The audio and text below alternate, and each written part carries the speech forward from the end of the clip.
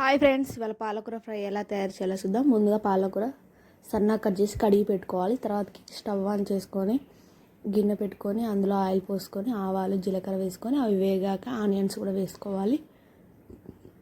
అవి ఎర్రగా వేగాక ఆనియన్స్, పచ్చిమిర్చి ఉంటే పచ్చిమిర్చి అయినా వేసుకోండి, ఎండుమిర్చి ఉంటే ఎండుమిర్చి అయినా వేసుకోండి. ఏవి లేవంటే వేసుకోకుండా పర్లేదు. ఎండుమిర్చి వేస్తే కొంచెం టేస్ట్ ఎక్కువగా ఉంటుంది.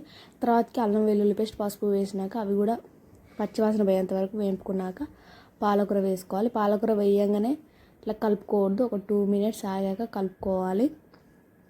వేయగానే కలుపుకున్నాం అనుకోండి అందరికి కింద పోతుంది, అందుకే కొంచెం అయ్యాక కలుపుకోవాలి. తర్వాతకి స్పూన్ కారం, స్పూన్ సాల్ట్ వేసుకొని మొత్తం కలిసే విధంగా కలుపుకోవాలి.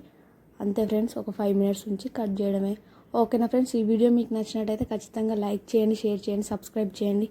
ప్లీజ్ ఫ్రెండ్స్, సబ్స్క్రైబ్ ఎవరు చేయట్లేదు, ప్లీజ్ ఫ్రెండ్స్ సబ్స్క్రైబ్ చేయండి ఫ్రెండ్స్. వెళ్తూ ఒక లైక్ కూడా వేసి వెళ్ళండి ఫ్రెండ్స్, ప్లీజ్ ఫ్రెండ్స్.